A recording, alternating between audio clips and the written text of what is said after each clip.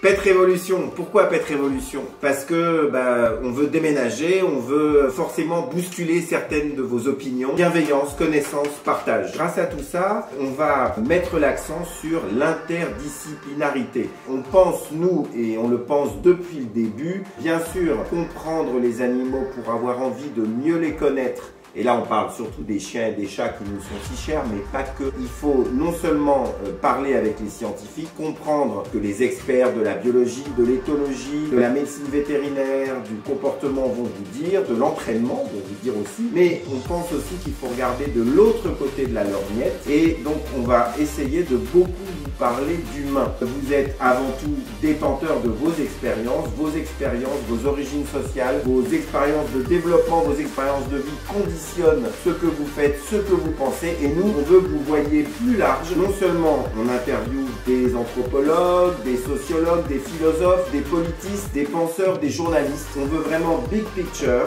On essaie de taper fort. On va essayer de dépasser le cadre des amoureux, des chiens-chiens et des chachas à sa mémère, quel que soit leurs âges. Dans un moment où la crise du Covid-19 nous rappelle à l'humilité, nous rappelle que bien sûr, on peut croître autant qu'on veut, s'enrichir autant qu'on veut, mais c'est pas ça qui compte. Mais non, pas du tout. Il faut qu'on comprenne cette notion de finitude de notre planète et que vous compreniez que bien sûr, dans ce monde fini, la bonne santé de nos animaux de compagnie, c'est la même problématique que la bonne santé des animaux qu'on élève et qu'on mange ou pas. Et pourquoi? C'est la même problématique que la bonne santé ou la mauvaise santé, et on sait hélas que ça va pas très bien, de notre environnement, de notre petite planète. Et c'est aussi la bonne ou la mauvaise santé des humains et de tout ce que les humains ils ont imprimé sur la planète en moins d'un siècle. Quelle est notre empreinte sur la planète? La biomasse des mammifères terrestres, c'est 30% les humains, 67% les animaux d'élevage et seulement 3% la faune sauvage. Donc